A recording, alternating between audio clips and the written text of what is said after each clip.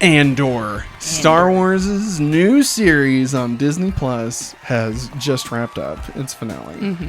And we have watched it, so we're going to talk about it a little bit. Yeah. Spoiler free, of course, for now. So, a little backstory. We watched the first 3 episodes the night they dropped. Loved it. Yeah. And then we came back the next week, watched episode 4, and I was like, there's so much going on. And I can't hardly remember all this. So how about we just wait and we'll just marathon it once the final episode comes out. Yeah. And we agreed. Yeah. So the final episode came out this past Wednesday, and we watched the rest of the series over the course of Tuesday night and Wednesday. And man, I'm really glad we did it that way. Yeah. God, it kicked so much ass. Okay. Yeah. I've seen some people saying that Andor may be the best Star Wars period. And I mean, I'm hesitant to say that, but like I could see that argument. Yeah, it's definitely up there. Yeah. Me personally, I think there's a warm place in my heart for Mandalorian. Yeah. But you know, I also really love Rogue One and Empire Strikes Back. Yeah. Somebody on Instagram posted a picture, I think, of them watching it. Is Karen Hallion, actually. The artist. She said, I love Star Wars. She said, but she said, this is one of my favorite ways of watching a Star Wars story. She said, I know everybody loves the bounty hunters and, the lightsabers and stuff. But she said, give me a good story from the rebel side. Yes. And she said, and I'm all about, she said, that's why I love Princess Leia so much. Yes. And Rogue One. And Rogue One, yeah. I think I had Rogue One as like my number 2 Star Wars film, right under Empire Strikes Back. Yeah. And honestly, on any given day, that could flip-flop. Yeah. So going into Andor, I was curious. I'm always curious about these prequels, like not Star Wars prequels, but where like we know where this ends. Yeah. Like we know that this ends with, spoiler alert for Rogue One, I guess, but he dies, Yeah. So like, how can you have any kind of dramatic tension if you already know what's going to happen with this guy? They found it. They found a way. And honestly, the way that they found it was to not put the whole story on his shoulders. Yeah. I mean, they had what? Let's see. There's Andor. The senator. Not Grand Moff Tarkin. That's somebody else. Mon Mothma. Yeah. Yeah. There's her story. There's the dude, from Thor. Yeah. Skarsgård. He deserves so much better than being the dude from Thor. And then the two Empire people. Yeah. And like, honestly, it reached the point where I didn't care whose story we were watching. I enjoyed all of them. Yeah. And like, I think the show really hit its stride. I think it was near like the middle, where the gel comes into play. Holy fuck. Just that whole section of the series. Yes. Like, listen, if you're not a huge Star Wars fan and you're not, like, no matter what we say, you're not going to watch this, at least go check out, I think it's like episode 7, 8, and 9. I want to say it's that. Yeah. But it's when Andor goes to jail for some reason. And that's not a huge spoiler. I mean, I guess it kind of is. But it's so random in the story. Like, it's just a random thing that happens. It comes out of left field, out of nowhere. Yeah. But just watch that. Just watch that. Yeah. And you may be lost on like the B and C plots. But just the prison break stuff, or just, all that is just fantastic. I cannot recommend at least watching that. I think you should, however, watch the entire series. Yes. It's 10 episodes, and it's, like Maggie was saying, it is from the Rebels' perspective, and it gives Star Wars that bit of real world-ness, that like the originals had. Yeah. Where like, it was about good and evil. Yeah. From a very human standpoint. Yeah. Even though, there was Jedis and there was lightsabers and stuff. But like, it was a very just, this galaxy is ruled by a dictator. We're trying to take the dictator down. Yeah. And, that very basic thing. And like seeing these people in this story start to come together in very small ways to rise up against it and to rebel against the system is just so freaking good. Oh my God. Like it's, and especially in this day and age. Yeah. Like it's really nice to see people say, I'm tired of this bullshit that we have been forced to live in and I'm not going to fucking do it anymore. Yeah. It's so like, dude, no spoilers, but by the time the show ended, I was ready to just leap out of my chair and just start like going to work. You know what I mean? Yeah, like God, I was amped, man. Yeah. I was so amped by the end of this. It's so freaking good. Holy shit. Maybe it is my favorite. The more I talk about it, the more I realize your smile gets bigger and bigger. Yeah. It's so good. And Andy Serkis kills it in this. He kills it. Oh my God. Still just think about those episodes. And those 3 episodes may be like my favorite episodes of I'm kind of anything. glad they're starting to use him as an actual actor. I mean, he like as a person, not just Snoke.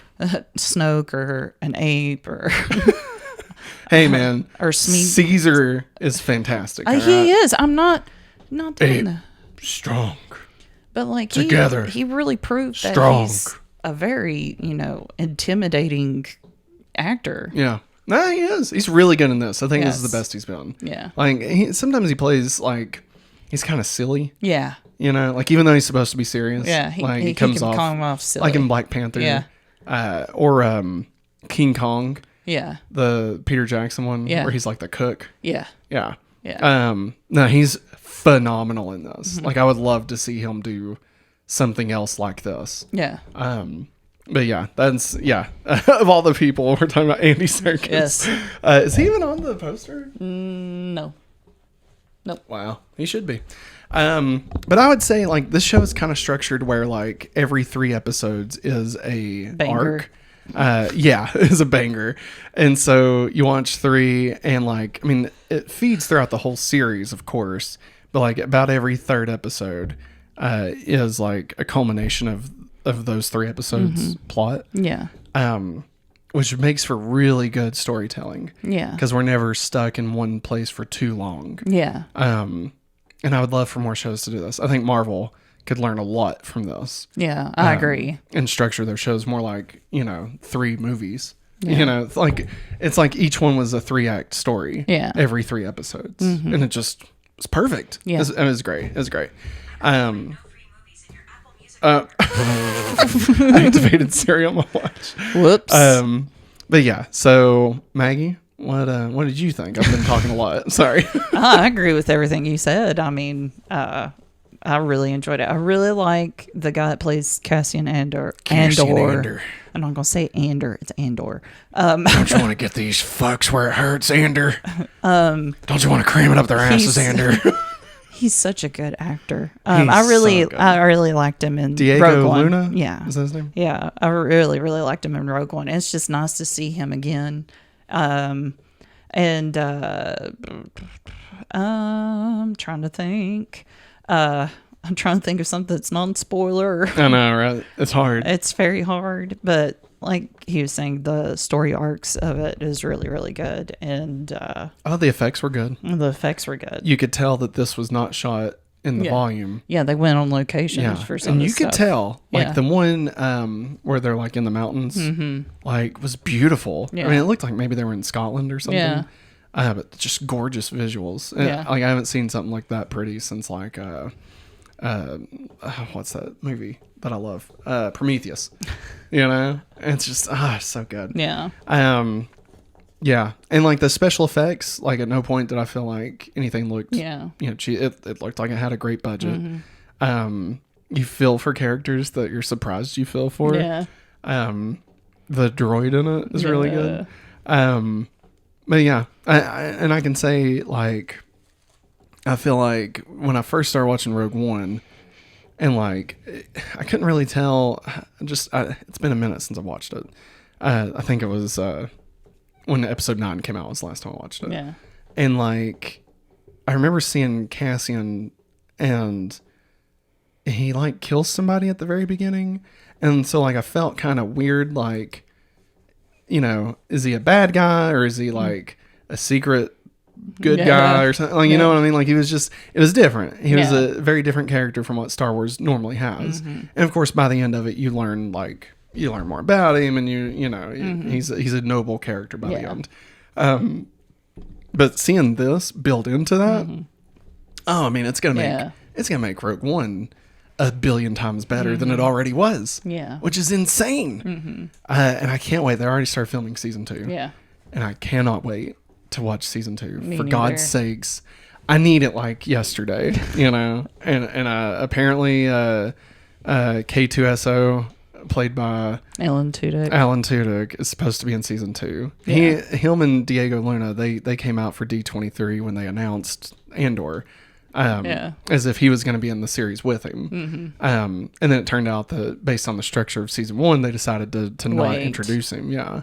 And that he'd be coming in season 2. I think was smart. Yeah, I mean, looking at where the show went, I do not think it would have worked having him be a part of it. Yeah. But I am looking forward to having his comedic relief. Yeah. So I do think that will feel better. Yeah. And I gotta say, I was happy with the amount of stuff that was Star Wars related, but they didn't beat you over the head with it. No. No. Like, I mean, they mentioned the Empire. They mentioned the Emperor. Yeah. And like, there's certain visuals, like one of the cities it takes place in is the one from the prequels. Yeah.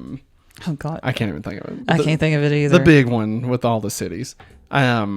Or all the giant buildings and stuff. Coruscant. Yeah. So I mean, like, there's that, but I mean, there's no Skywalker. Yeah. You don't even hear them mention Jedi. Yeah. That's what I was thinking. Wild to me. And nobody talks about the Force that I can think of. No. But like, it's very much rebel side. Like, you don't hear about Jedis yet. In the Senate, they do talk about the Emperor. Yeah. And what the Emperor wants to do. Yeah. And how scared they are to try to do what they want to do. Yeah. It's really crazy. Yeah. So, I mean, it's honestly, it's like Space Nazis, the show, which is wonderful. Yeah. Like, I mean, it is, and it is as badass as you would hope it would be. Like, it's just so freaking good. Yeah. Would you suggest anybody that has not watched just any Star Wars, would you suggest that they watch this? I think if they didn't like the Jedi part of it, like they were like, oh no. Well, no, I mean, like, if they've never even checked it out, they're just like, it doesn't really tickle my fancy. I think so. I do too. I think this is it's a good setup. Yeah, and it's such a different style of show, and it's much more in line with something like Band of Brothers. Yeah. Than Star Wars. Yeah. Yeah. I'd agree with that. But if you have checked out Star Wars and you hated it, I think you should give this one a shot. And if you watched Rogue One and hated it, I think you should probably just skip it. I don't think you're gonna like this. But yeah, it's just really good. It's really good. Anything else you would like to say before we jump into the spoilers? No, sorry. All right, no, you're fine. It's time to get into the spoilers. Spoilers. I can't believe Cassian Andor was fucking dead the whole time, Maggie. Oh my God. Can't believe it. He can't be dead. They need him for Rogue One. He is dead though. And at the end of Rogue One, he's dead. So I mean, he technically is dead the whole time.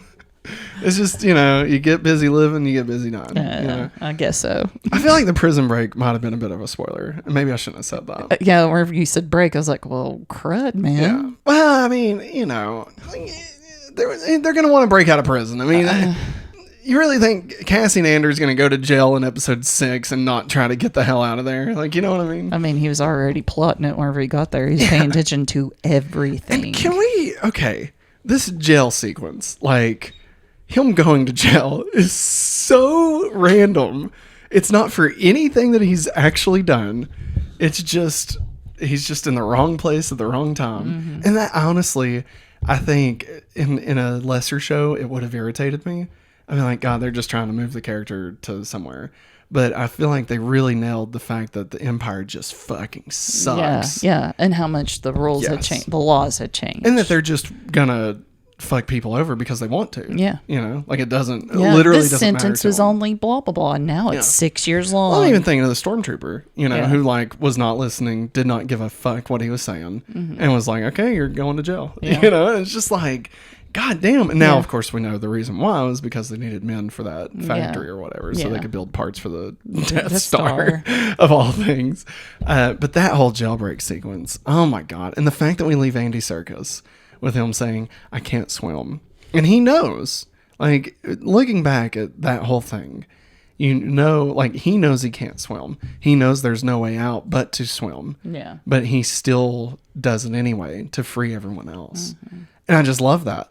Like, I love that his character, at the end of the day, when you look back at his character, at first he seems like a hard ass, or like he's been turned to be like pro-Empire from the inside, you know.